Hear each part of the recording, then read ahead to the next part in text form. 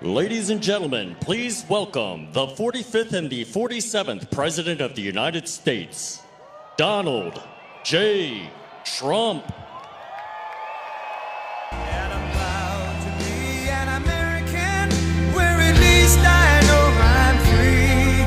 And I won't forget the men who died, who gave that right to me. And I gladly stand up next to you and defend her still today. 'Cause there ain't no doubt I love this land. God bless the USA.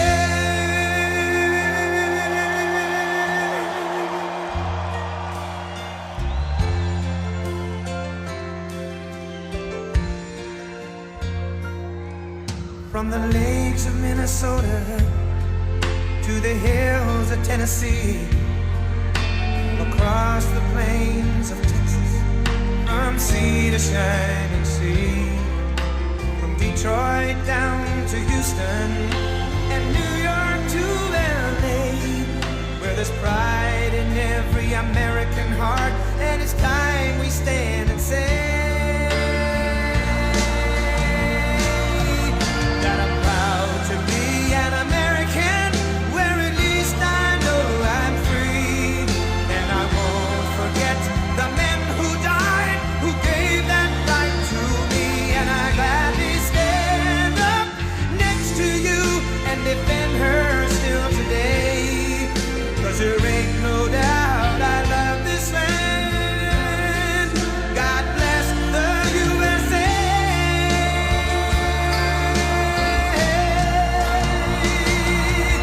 And I'm proud to be an American, where at least I know I'm free.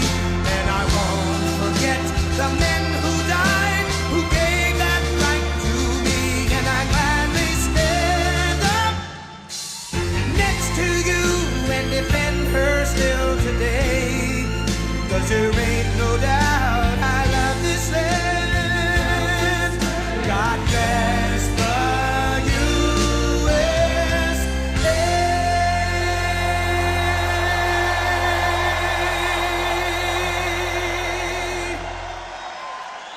Wow, what a nice group. And I love Miami. I love to be with the people. Many of you are not from Miami, but that's okay too. And I'm thrilled to be back in magnificent Florida, Miami, Florida, with thousands of incredible business leaders and true American patriots. That's what you are. We're gathered today on the one-year anniversary of the single most consequential election victory, they say. This is them, this isn't me. I'm a very modest person, I would never say this. The single most consequential election victory in American history. It's possible. I mean, it's possible. We've done a lot. On November 5th, 2024, the American people reclaimed our government. We restored our sovereignty. We lost a little bit of sovereignty last night in New York, but we'll take care of it. Don't worry about it. We rescued our economy, regained our liberty, and together we saved our country. On that magnificent night, 365 days ago, you know, I was with a group of very important people, and they say, think of it, last week, just last week, 6 days ago, 7 days ago, they said, you were campaigning 1 year ago. I said, no, it felt like I've been in this position for so long. And it's right. At that point, 1 year ago, I was actually campaigning. We did the McDonald's shot. Remember the McDonald's shot? We did the garbage truck shot. And actually, the McDonald's one was the biggest hit in the history of Google. Can you believe that? Number one, the garbage truck did well, but not as well. I guess there's something about McDonald's, right? But it worked, and we won a tremendous election. We won all 7 swing states. We won the great state of Florida, by the way, by 1.4 million votes, which is unprecedented. Biggest victory ever in Florida, including an 11-point victory right here in a place called Miami-Dade County. We won the popular vote for the first time of any Republican in many decades. We won the Electoral College 312 to 226. And we won 86% of the counties in America. That's a big one. 2,700 to 525. I'd say that's called a landslide, right? We got more votes from African Americans than any Republican candidate in history. We also won a record share of votes from the incredible Hispanic American community. There might be a couple of us. Biggest vote in history. And above all, we won a resounding mandate to make America great again, which is what we're doing. And every day since, I've been fighting to turn the promise made into the ultimate promise kept. We're going to do our job. We have a big job to do. We've done really well. I think it's the best 9 months, they say, of any president, and I really believe that. If we can have a few more 9 months like this, you'd be very happy, you'd be very satisfied. But it's been pretty incredible, with trillions and trillions of dollars being poured back into our country by other countries and other places and people. 1 year ago, we were a dead country. Now we're a country that's considered the hottest country anywhere in the world. It's the hottest country. We are now in the hottest country anywhere in the world. And I'm pleased to report that today the United States has the strongest economy, the strongest borders, the strongest military, the strongest friendships, and the strongest spirit of any nation anywhere. We have the greatest economy right now. A lot of people don't see that. But if you look at what's happening with all the factories, AI, auto plants all over the country being built, that if you would have thought about that 2 or 3 years ago, you would have said it was the opposite. They were all leaving. Now they're all coming in. They're all coming back and then some. And I think that we can honestly say, and I think you're going to see it even more so over the next 12 months, that this is the golden age of America. This is the golden age.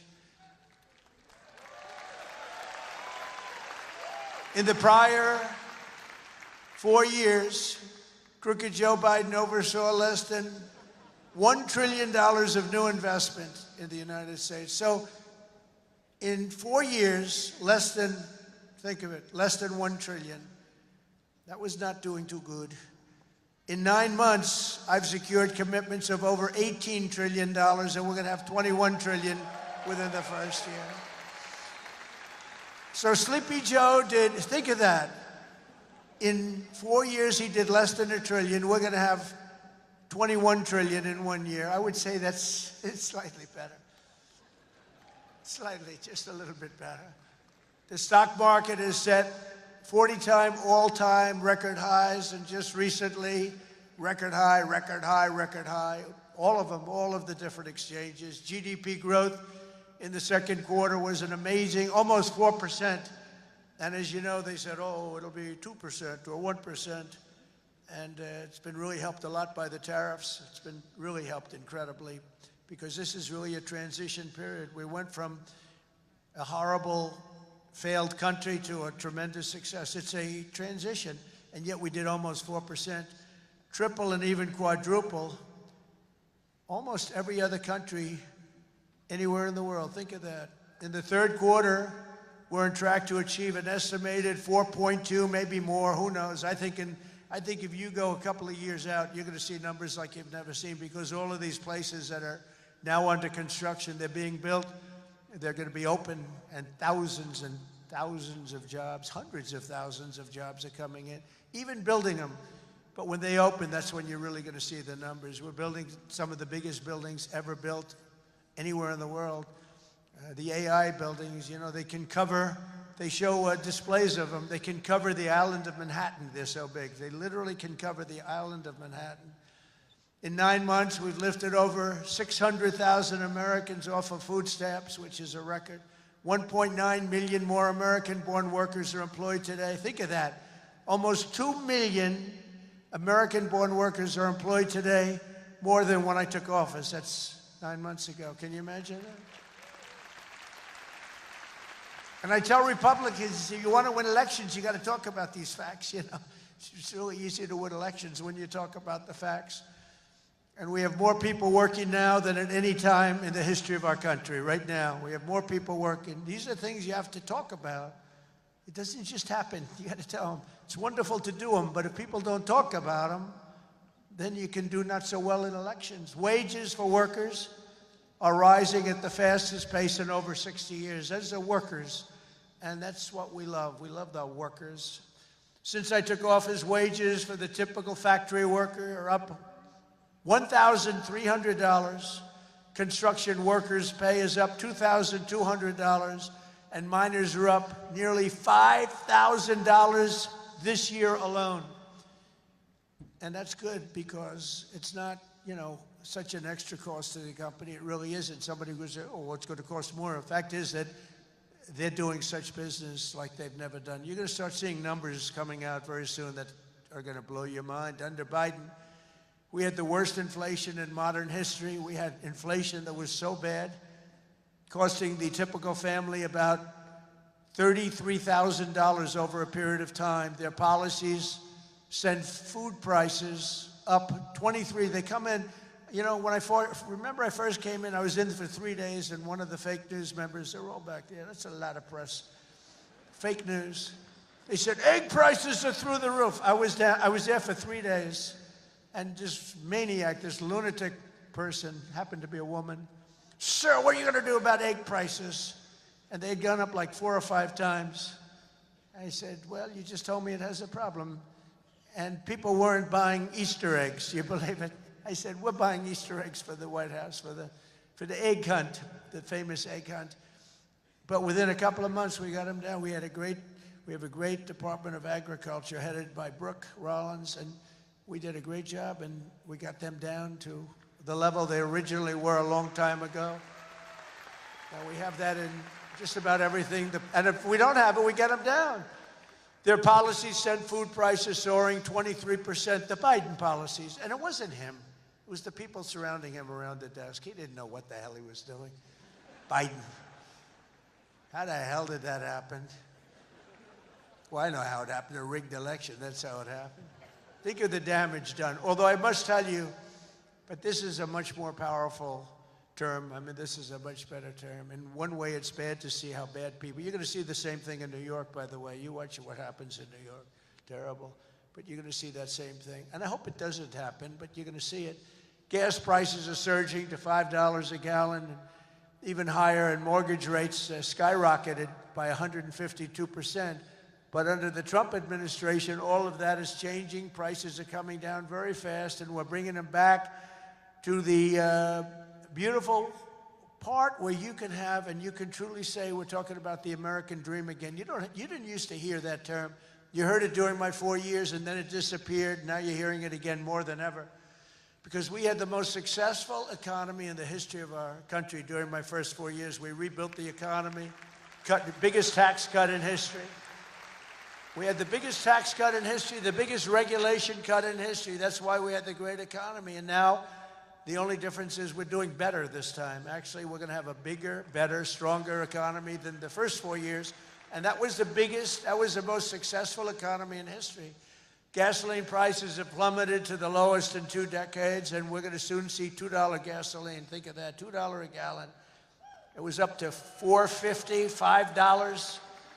And when you get gasoline and you get oil and gas down, it's so big, it's so massive, the importance of it, that everything else starts to follow. And that's what's happening. Grocery prices are way down, and Walmart just announced that the cost of their standard Thanksgiving meal, this is the greatest. They're greatest, they're wonderful. They come out every year with how much does a Thanksgiving meal cost compared to last year, right? And it always goes up, up, up. It's 40%, 30% more. Is 25% lower than 1 year ago. Isn't that great? That's a big deal, Rima. That's a big deal. I don't know if they care about that in Saudi Arabia, but here it means a lot. We got the princess here from Saudi Arabia. She's got a lot of cash. Serious cash, and she's a great person. So she doesn't care about the price of a turkey is down a little bit, She doesn't have to worry about it. Since March, the price of eggs is down 85%. Energy prices are down, interest rates are down, despite the fact that we have a total nincompoop at the Federal Reserve. It was recommended by one of my real great people, who I'd never spoke to again. And the cost of the typical new mortgage is down by nearly $3,000 a year. Day by day, we're making America affordable again. It's going to be affordable again at a really record pace. And, you know, other people are going to take credit. All the mayors and all the governors, they're going to say what a great job. They didn't do a damn thing. Yet as we speak, the Democrats in Congress are trying to put all of this progress at risk and drag us back to the Biden policies of soaring prices, crushing energy costs, massive spending, open borders, let the world come into our country from prisons and from mental institutions, let them pour in, and rampant inflation. That's what Biden gave us, all of those things. With the reckless Democrat shutdown, virtually every Democrat in Congress has voted to hold the American people hostage in an effort to extort hundreds of billions of dollars in new spending. They're demanding free health care for illegal aliens that just came into our country from prisons and from mental institutions, and drug dealers and drug addicts, and they want to give $1.5 trillion in giveaways that would turbocharge rapid inflation again as they did the first time. You remember that just a couple of years ago, 4 disastrous years we just had. They were the worst years. Meanwhile, the radical left Democrats are causing millions of Americans who depend on food stamps to go without benefits. They're forcing federal workers to go without paychecks, and they're stranding thousands of travelers at the airports. And you understand it, and they understand it. All because they want to return to the failed Biden policies that created, and also Obama policies. I watched him the other day up talking, well, Donald Trump is a mean person. I'm not a mean person. I just want to have a country that's great again. Is that okay? I'm not a mean person. He's a mean person. He's a divider. He's a divider. Obama, Barack Hussein Obama. And by the way, ask him how he's doing on his museum library. He's got hundreds of millions of dollars of cost overruns. It's come to a dead halt. He built it in not a particularly good location. He's not into real estate, you know. He doesn't know about location. He doesn't know about location. But he built it in a location that's not going to be too good. But the thing has come to a dead halt. It's way over budget. It's sort of like Gavin Newsom in California. He's got a train that was supposed to go from San Francisco to Los Angeles, which is a stupid idea because an airplane is faster. I don't care how fast it goes. And they had plenty of airplanes. San Francisco, inside San Francisco to inside right there, LA. And what they did is they said, oh man, this has been going on for years. It's billions and billions of dollars over budget. So what they decided to do is cut it so that it doesn't go into San Francisco and into LA. It goes way short of both. And then they cut it again and again and again. Pretty soon they're going to have like 2 miles of track. Billions and billions of dollars. Totally incompetent. The biggest cost overrun proportionately that I've ever seen. Many, many, many times more. And it's no longer the same. It was supposed to go into the city. Now it's way short, many miles short of the city. So they're going to drop you off and you can walk the rest of the way. That train is going to haunt him. You watch, because he doesn't have what it takes. I tell you that. Slimy guy. He's a slimy one. Maybe that should be his nickname. Slimy Newsom, right? But he doesn't have it. But you look at that train, it's going to cost him. Republicans have voted 14 times to fund the government. And it's time for Chuck Schumer, crying Chuck. Remember he started crying at the airplanes? They were the worst forced tears. I've known him all his life. He's never cried. But he broke down in tears. He was so devastated. He didn't know why he was crying, but he just thought it was good to do. His people told him this was a good time to cry. Crying Chuck. But it's time for Chuck Schumer and the radical Democrat Congress to stop playing games with the people's lives and to pass a clean funding bill that they've done 30 times before. And to reopen government immediately. Just reopen it. They don't like it to be reopened because we're setting records. They think actually, I don't think anything is going to hurt. We are so strong now that I'm not sure that anything's going to hurt. But it would be good to open it up. take care of the people with jobs that aren't going to get paid and aren't getting paid. And no matter what, we will not let them impose their inflation-causing extremism on the American people. We're not going to pay $1.5 billion for people that came into our country illegally, okay? If you don't mind. That's what they did last time. Remember the Inflation Reduction Act? The greatest scam, one of the greatest scams. I would say some of their environmental scams were even bigger, but one of the greatest scams ever, Inflation Reduction Act. And then they admitted it had nothing to do with inflation reduction, remember? But it did actually cause massive inflation. It actually caused massive inflation. But we don't use auto pens in the Trump administration to sign things. We don't believe in that.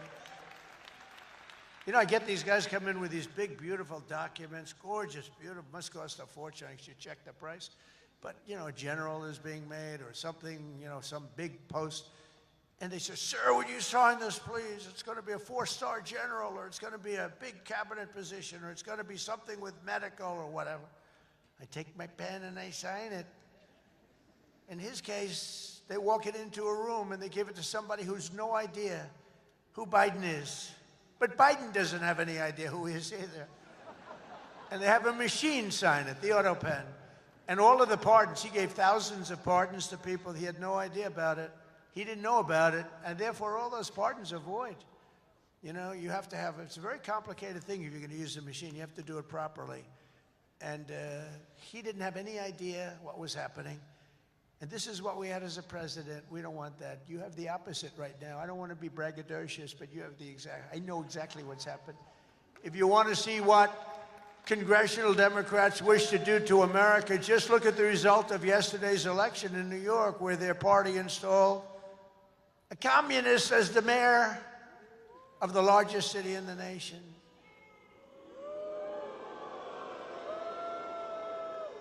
Remember, I've said we will never have a socialist elected to any post in our country. I used to say that, and I was right. We skipped socialist and we put in a communist instead. That didn't work out too well. But as I've warned for many years, our opponents are hell-bent on turning America into a communist Cuba or socialist Venezuela, and you see what happened to those places. For generations, Miami has been a haven for those fleeing communist tyranny in South Africa.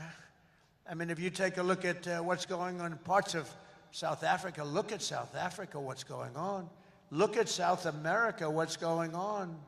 You know, I'm not going to, we have a G20 meeting in South Africa. South Africa shouldn't even be in the Gs anymore, because what's happened there is bad. I'm not going. I told them I'm not going. I'm not going to represent our country there. It shouldn't be there. Take a look at what's happening in different parts of South America. Take a look at what's happening in different parts of the world. But now the Democrats are so extreme that Miami will soon be the refuge for those fleeing communism in New York City. They flee. They flee. Where do you live? New York City, but I'm trying to leave because I don't want to live in a communist regime. I hope it works out for New York. I love New York. I love New York. When I left New York for the White House, it was good, except we had, you know, the telltale signs of trouble because we had a guy named de Blasio. Do you ever hear of him as mayor? He goes down as probably the worst mayor in history. Then he went to Harvard to teach government. Do you believe it? They took de Blasio, and they took that mayor from Chicago, the woman, the one that gets her hair done very expensively, right? Beautiful hair. She got beautiful, luxuriant hair. And they took her, and she's teaching at Harvard. They're teaching government. And then you hear about Harvard. We're trying to work a settlement with Harvard right now for about, like, a lot of money. I won't tell you what, but you'll be reading about it pretty soon. Because what they've done to Jewish people and what they've done to others is pretty bad, I'll tell you. It's pretty bad. Going to cost them a lot of money. After last night's results, the decision facing all Americans could not be more clear. We have a choice between communism and common sense. Does that make sense to you? Common sense. It's common sense or communism. And you know, you take a look back 1,000 years, it hasn't worked. If it worked, we'd be using it, I guess, but it hasn't worked. Our opponents are offering an economic nightmare. We're delivering an economic miracle. We have delivered in 9 months. This is the biggest investment of funds in a country in history by many times. That's good. They want higher spending for government and illegal aliens. We want bigger paychecks for American workers and American families, and that's what we're delivering. You see that? They stand for crime and chaos and corruption. We stand for law and order and justice. Also, strong borders. Boy, do we have strong borders. They put America last. We put America first. We put America first. And as long as I'm in the White House, the United States is not going communist in any way, shape, or form. We'll stop it. We're going to stop it. Stop this nonsense. You know, I said they were voting last night. You could have a communist or a thug. A communist, and they took the communist, you know. It's pretty amazing. We could have done a little better in terms of candidates. From day one of my administration, I've been fighting every single day to turn around the catastrophe we inherited to make America the best place on the planet Earth to do business, and that's what it is. Right now, we're the #1 place. I'm getting plants approved in 2 weeks. It used to take 20 years before they got rejected. You'd have young people start off. Their whole business was getting a certain plant accepted. 22 years later, they're ready to retire, and they haven't gotten it. And then they go to a vote, and they get rejected after 22. They wasted a whole life looking for an acceptance. We do it in 2 weeks. We make sure it's good. We make sure it's great and proper, environmentally sound. It takes 2 weeks. My goal is to have the best tax rates, the lowest energy cost, the lowest regulatory burden, the most advanced technology, and the fairest trade deals anywhere in the world. You know, we're leading China. We're leading everybody by a lot in AI. And this was my idea, so I'm very proud of it. I said, build your own electric. People would come. We need more electric grid, sir. The electric grid's 200 years old. We need more electric grid. It's old. The electricity that the AI plants need alone is double the entire electricity that we have in the country right now. Can you believe it? So I had this idea. I said, we can't fix the old grid that much. We'll fix it up. We'll keep it going. A little Band-Aid here, a little Band-Aid there. It's old. And I said, here's what we're going to do. We're going to let these geniuses build their own electric generation. So they are building their own electric utility plants. They become a utility, if you think about it. They're building the utility and the electric right alongside. This is where they have their transformers and everything. They're building the most expensive electric plants you've ever seen, generating plants. Some by nuclear, some by oil and gas, some by coal as a substitute. They're building them right next to their plant, and they're incredible. People say they've never seen anything like it because these minds are genius. To them, an electric plant is not complicated. To them, an electric plant is better than the people that produce electricity, although Florida Power and Light is doing a lot of plants for people. They're pretty advanced, I have to tell you. But they're building their own juice next to the plant. Isn't that sort of a cool idea? And you know, when I first proposed that, they came into my office with, you know, they have unlimited money, but they were trying to figure out how they can build it because they had no electric of any consequence. And they said, you're going to build your own plant. I'm going to get you your approvals in 2 weeks, 3 weeks, maybe a month if I'm slow. We have a great man, Lee Zeldin, in charge of the environment. He's incredible. And he's tough, too. He's very tough. But they have their approval in 2-3 weeks. You know, they're dealing with the best experts in the world. They know what they're doing. It's amazing when you see some of the stuff come in, designed by guys with 190 IQs, and then you have an inspector who's not quite as smart as that, inspecting it to see whether or not it's okay. And he has no idea what he's looking at. No idea. But I said, you're designing your own electric plant. And they didn't believe it. They come in 2 weeks later, they said, the biggest problem is electric. I said, you can design your own plant. And we're going to have your approvals within 2 to 4 weeks. And they said, he's really serious about it. They thought I was kidding. It was so good They couldn't believe it. They'd leave and they couldn't believe it. It took me 2 or 3 times to say it. Yeah, they're designing their own electric plants, and it's unbelievable. And then they're going to sell their excess electricity back into the grid. So we benefit in that way too. In July, I proudly signed into law the largest tax cuts in American history. Now, that's the second time. I did it the first time, but these are even larger, the great, big, beautiful bill.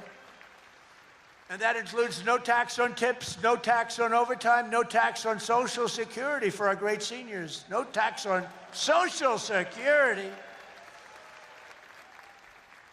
I wonder which is the most popular of the no tax on tips. You know, I was in Nevada, in my building in Las Vegas, and I had this beautiful young waitress come up to me. I never talk about beauty anymore because politically, if you mention somebody's beautiful, that's the end of your political career. So I don't mention that she was beautiful, but she was beautiful.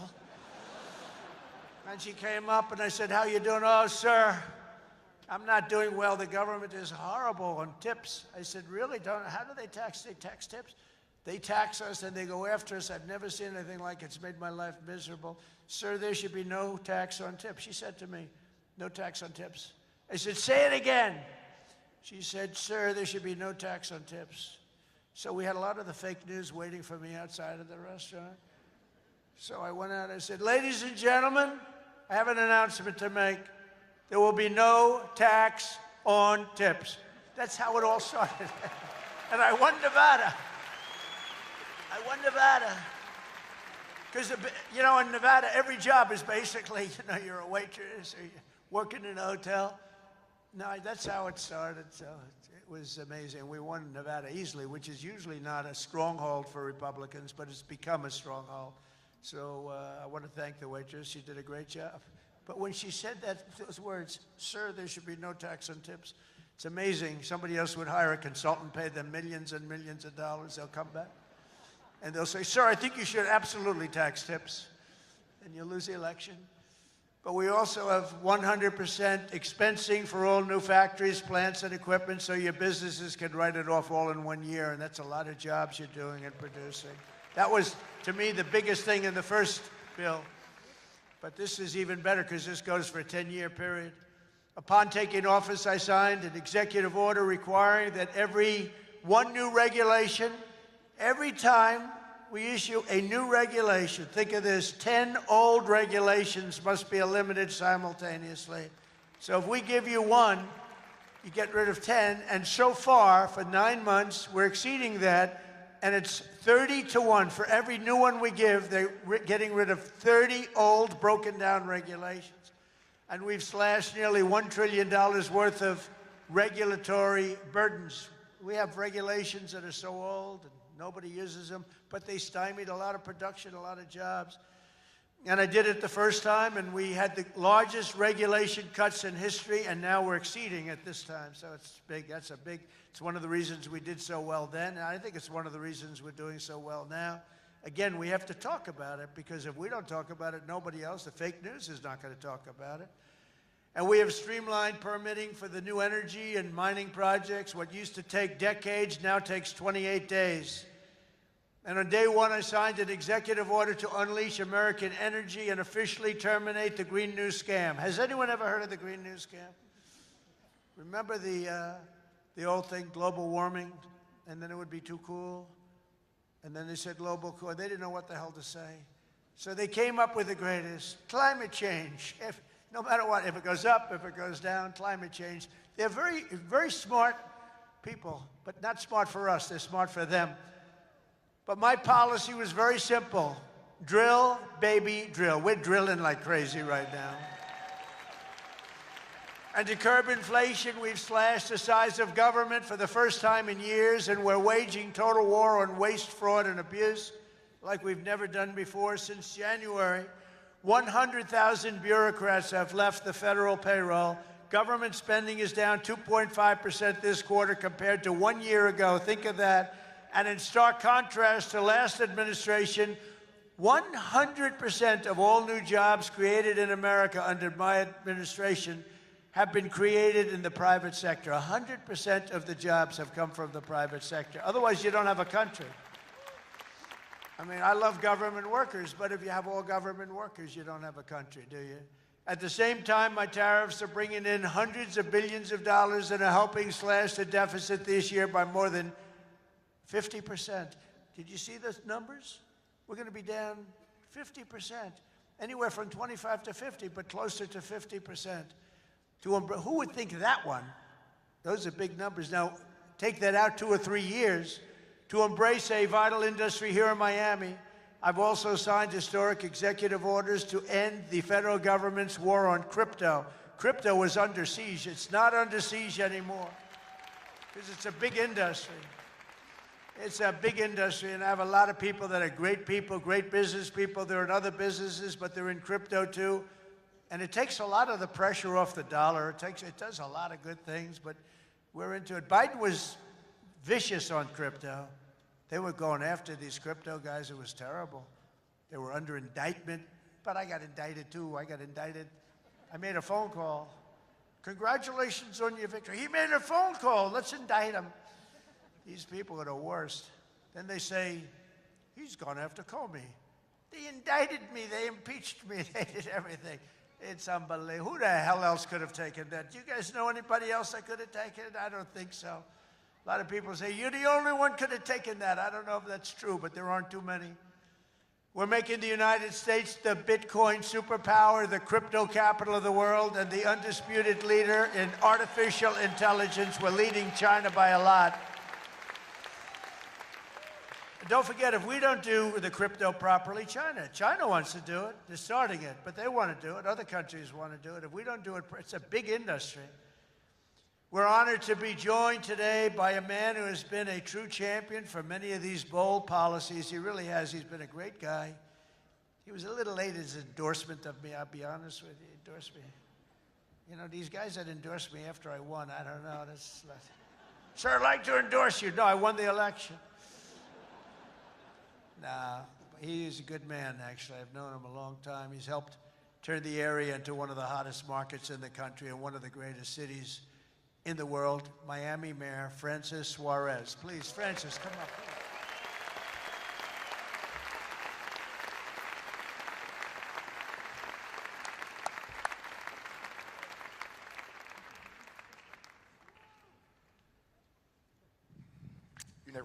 You're never gonna let me forget that one, huh?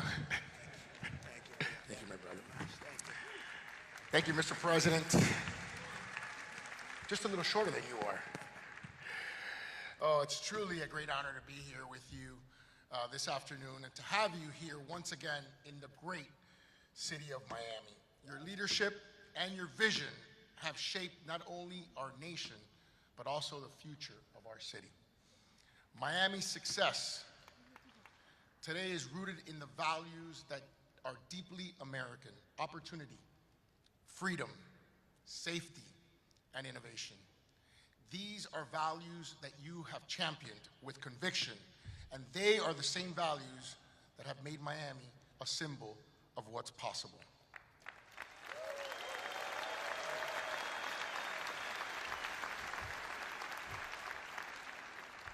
When people believe in the promise of America, Mr. President, I want to personally thank you for your continued support of our vision for this city. It was an honor to stand beside you in the Oval Office when you announced the next year's G20 right here in the city of Miami.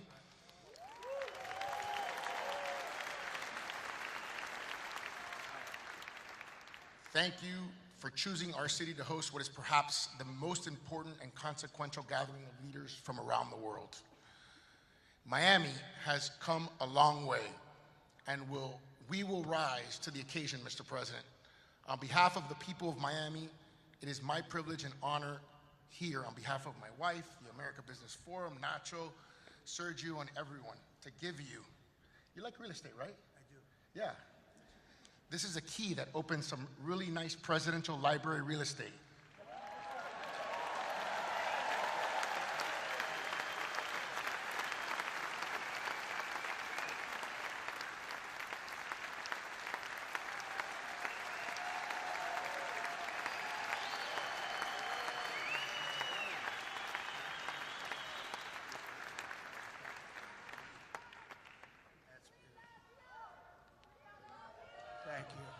thank you very much, Francis. I appreciate it.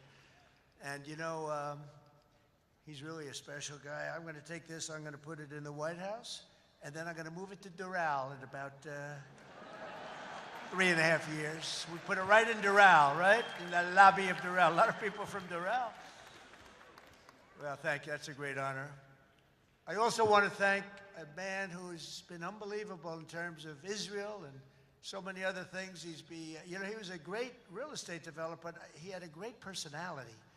And you need a personality for this. And I said, he's just as good as there is, and he's done so well. And you look at what's happened with Israel. We have peace in the Middle East. Can you believe it? Peace in the Middle East.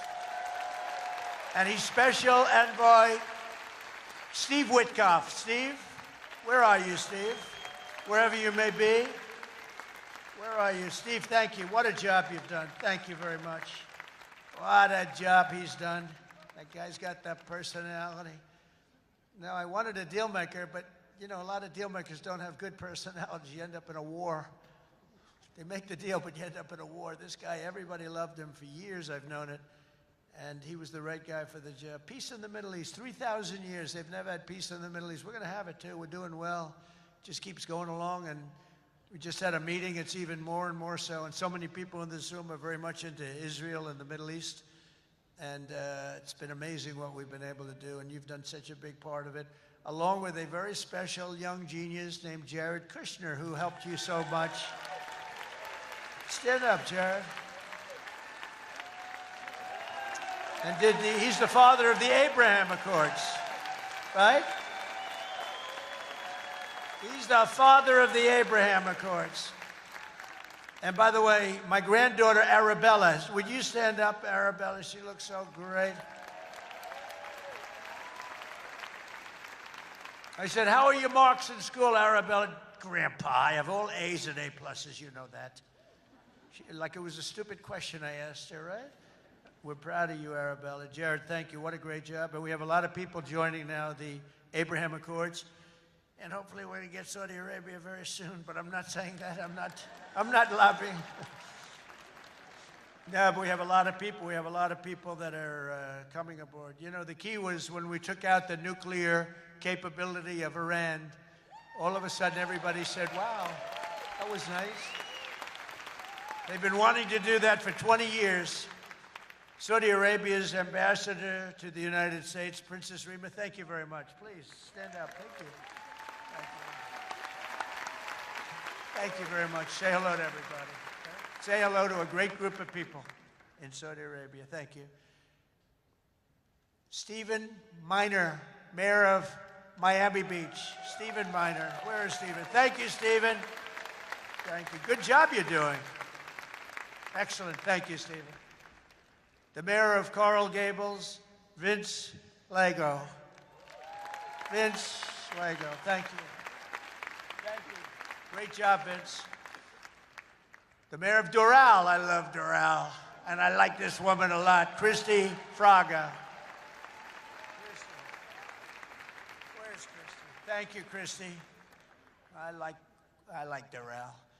We also have Commissioners Damian Pardo, Laura Dominguez, Ralph Rosado, Miami-Dade Supervisor of Elections, Alina Garcia, the President of FIFA, Gianni Infantino. FIFA, where's Johnny?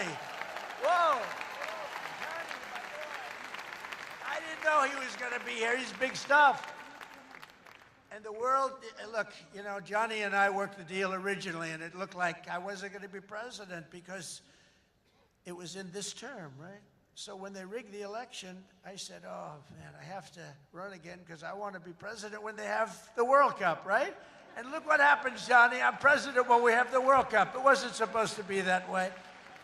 But I can only tell you that the tickets are selling at numbers and record like they've never sold ever before. I heard you just told me that they're doing record business, right? We had the World Cup coming. Think of it, we have the World Cup coming, we have 250 coming, and we have the Olympics. 250 is 250 years of age. And we have UFC at the White House, by the way, on June 14th. That's going to be at the White House.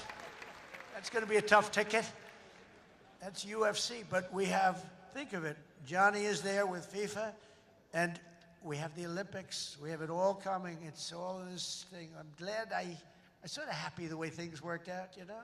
It's turned out to be as good as it could be. I think we've made more progress than we ever could have made in the second term. I think this is really more progress being made. We also have Formula One CEO Stefano Domenicali, and where's Stefano? Very good. That's big stuff. We have a lot of big people here today.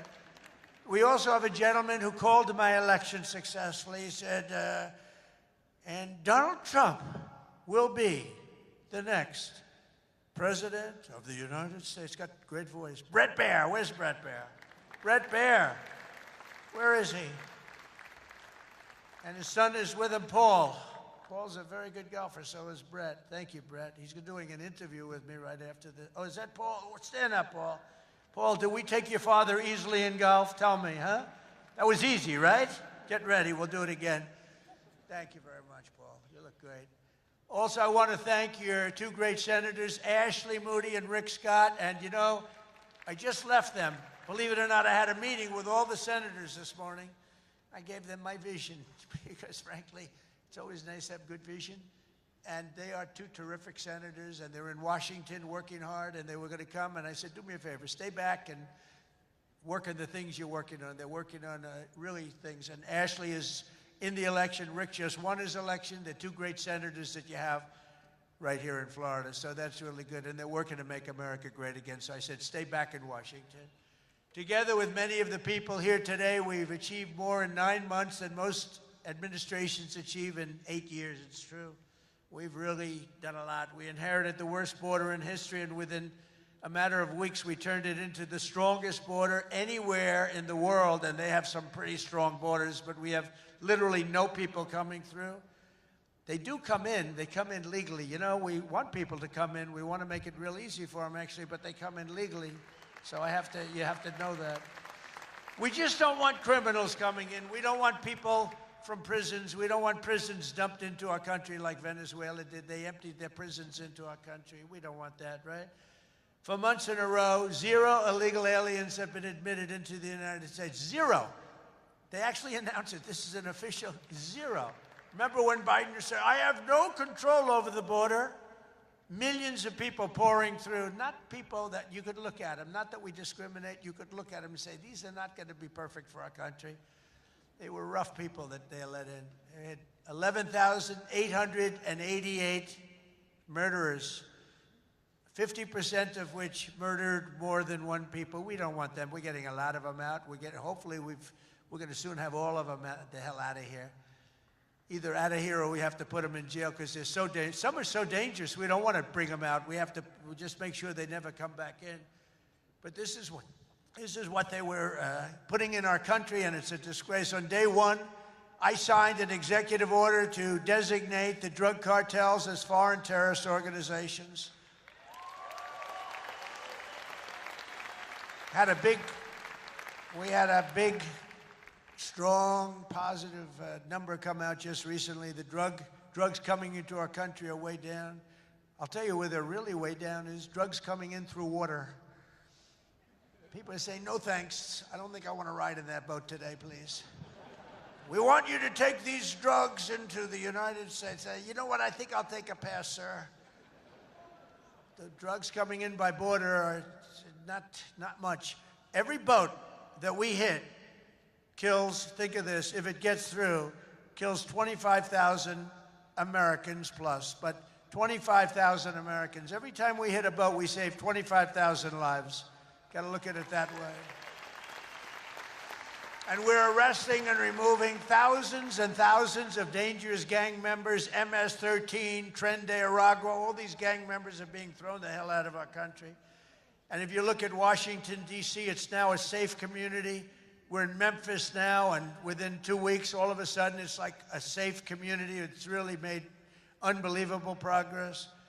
And we're blowing up cartel terrorists. We're blowing them up linked to the Maduro regime in Venezuela and others. Look, it's not just Venezuela. But a lot of things are coming in. Look, Venezuela emptied their prisons into our country. Nobody wants that. They emptied their prisons into our country. We're liberating our cities from the scourge of violent crime, making our country safe and beautiful again. We're starting in our capital, Washington, D.C., which right now you can walk through the middle of Washington. You have no problem. 6 months ago, that wasn't the case. 1 year ago, it was a disaster. But law enforcement, our military has done an incredible job, actually. It's a safe, very, very safe city again. And it's been beautified. We're putting new medians in. We're covering the roads with nice, clean, beautiful asphalt. We're redoing the grass in the parks. It's really becoming beautiful again, and it's safe. We don't get calls that, think of it, call to the parents, your son, sir, has been killed. He came to see the Lincoln Memorial, and he's dead. No, that's not happening anymore. We run it tough. We run it very tough. Sometimes you have to be a little tough to get rid of. These are thugs. These are bad people. We're bringing them the hell out of our country where they came from. We renamed the Department of Defense to the Department of War. And well, if you think about it, after the Second World War, they changed it to defense, right? So we won the First World War. We won the Second World War. We won everything in between and everything before. Never lost a war. We still don't lose wars. Sometimes we don't fight to win. You know, we'll stay around the country for 15 years, just bomb the hell out of everybody, make everybody miserable. Nobody knows why we're there, you know, the wars that never end. But we made it clear that the days of political correctness in our military, they're over. We don't want to get into wars. I rebuilt the military. We have the strongest military by far in the world. We make the best equipment, the best missiles, the best rockets, the best everything. We redid our nuclear. We're the #1 nuclear power, which I hate to admit because it's so horrible. It's such a horrible situation if it ever has to be used. Russia's second. China's a distant third, but they'll catch us within 4 or 5 years. They want to catch us, and they'll be able to catch us. And we're maybe working on a plan to denuclearize the three of us, so we'll see if that works.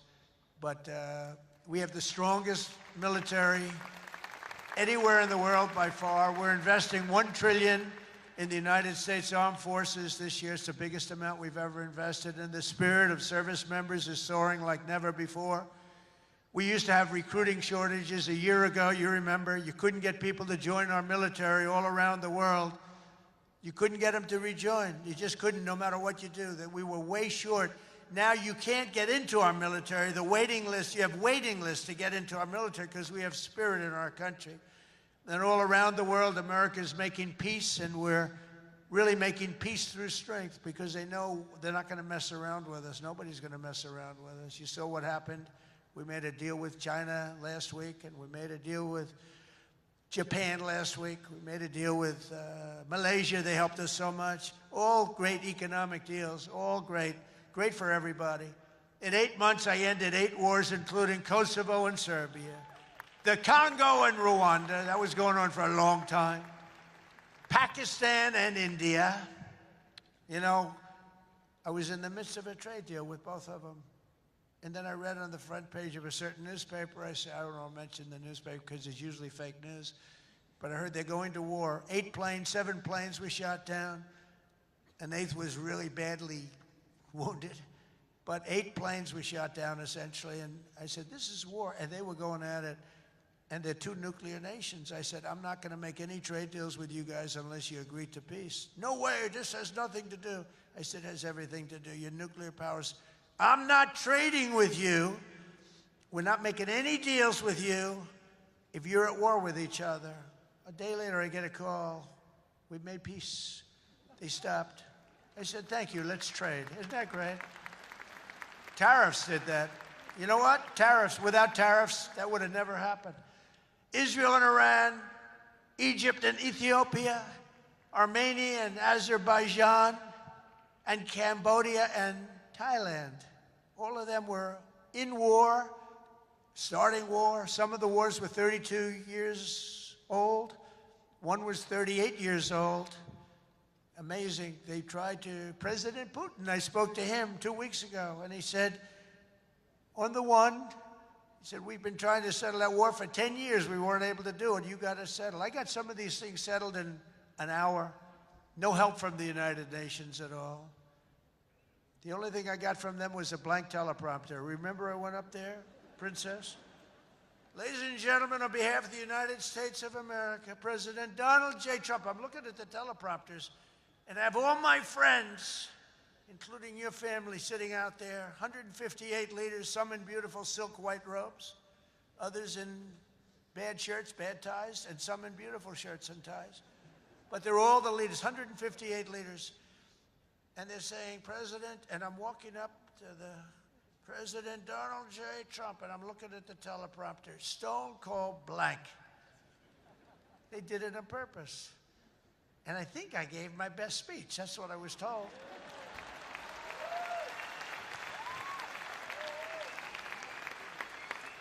But it still wasn't a great feeling. I'm walking up very slowly, you know, I'm 20 feet. I'm trying to walk slowly because I see it's not working. They're dead. They did it on purpose, but it worked out okay. Not great people. Most important of all, for 4 weeks ago, and this is very important, we brokered the historic peace deal that ended the war in Gaza, and it's a serious end, too. You know, I read a lot of people, oh, it's very tenuous. Jared and Steve, I don't think it's tenuous. Do you?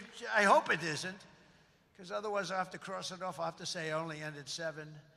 But that was a tough one, right? That was a tough one. But there's nothing tenuous about it. It's a serious end. Gaza has been a disaster for so many years, and I think it's an end. I think you're going to see some tremendous things happening. We just had a meeting just before I got up, and some great things are happening. And with Israel and peace in the Middle East, it's amazing, actually, what they've done. And what you two guys have done have been incredible. True. On day 1 of my administration, I signed an executive order to slash federal funding for any school that pushes critical race theory or transgender insanity on our youth.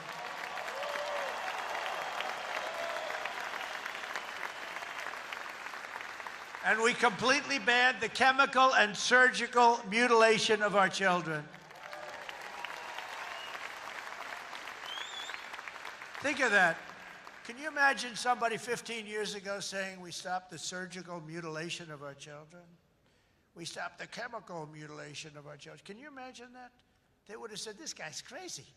And now you're saying, thank you very much, because you know it's true. How about this one? We got men out of women's sports. It's over. It's over. Men out of women's sports. They had a race here, the long distance, I don't know what the hell, a race, one of these all-day races. They had the top women, the top men. The man won by 5 hours and 18 seconds, okay? What the hell? How about the weightlifting? 218 pounds by women. That's a lot to lift over your head, Rima. I don't know if you might be able to do it. 218 pounds or whatever was the record. A man beat the record by 100 pounds. It stood for like 17 years or something. A man beat the record by 100 pounds. He was a failed male weightlifter, but as a female, he did very well. That's a record that won't. This is a thing that stood. They'd put a quarter of an ounce and a quarter of an ounce on each head. 18 years the record stood. Then a guy comes along, ping, ping. This is these people are crazy. And Mandami, whatever the hell his name is in New York. No. He thinks it's wonderful to have men playing in women's sports. The swimming's good too, you know? You know the story? Records are being beaten by numbers that nobody's ever seen, nobody ever thought possible. But a lot of those records are being changed back to where they should be, and I made it the official policy of the United States government that there are only 2 genders, male and female.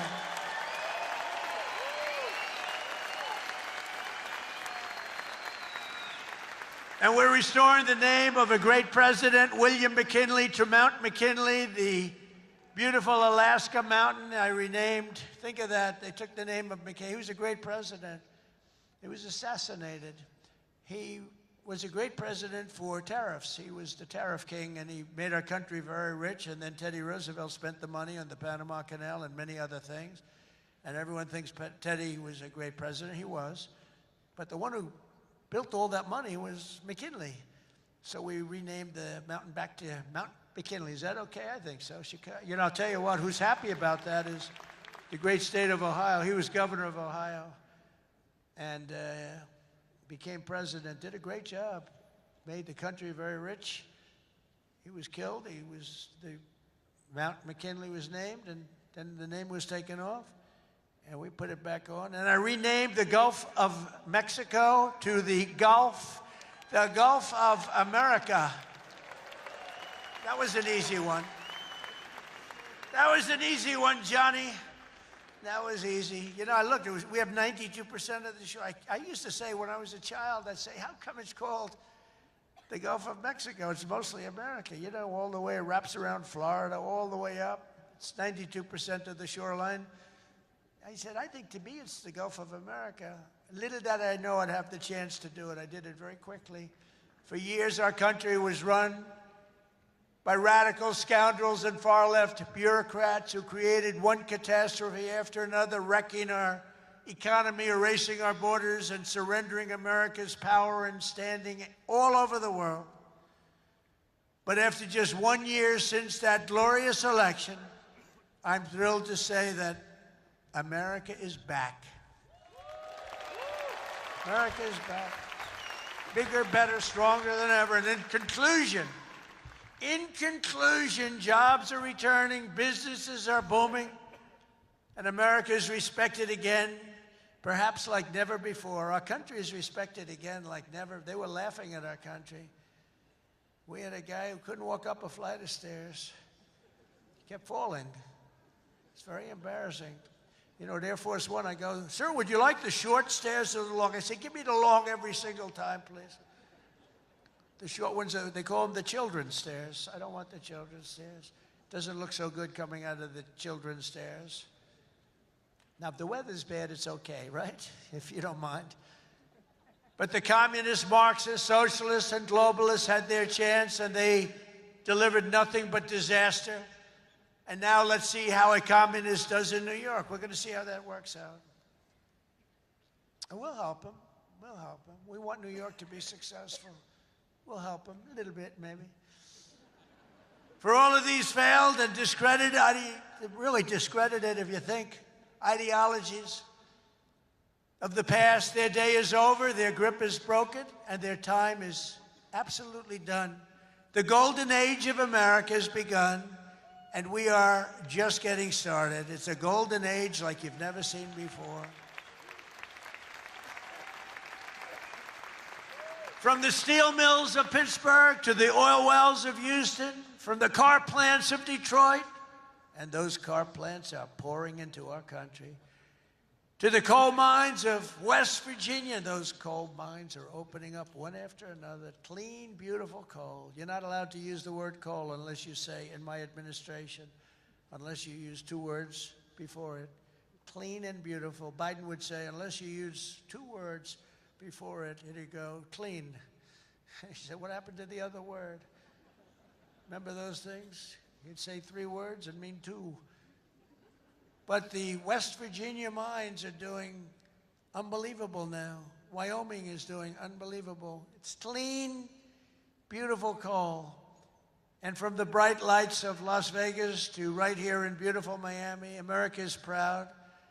America is confident. America is growing and successful. America is a great nation again. We're a great nation again. It's happened faster than I thought. I'll be honest again. We're respected by everybody. We are really, you see the way I get treated. I get treated that way. I guess a little has to do with me, but a lot has to do with the fact that I'm representing this country. America is respected again. America is a great nation again. The American dream is surging back to life, and we will never let the American dream die. Together we will make our country stronger, richer, safer, freer, and greater than ever before. And every day my administration will fight, fight, fight, and America will win, win, win. I want to thank you, Miami. I want to thank you, Mr. Mayor. I want to thank everybody for being here. God bless you, and God bless America. Thank you very much. Thank you, everybody. Thank you.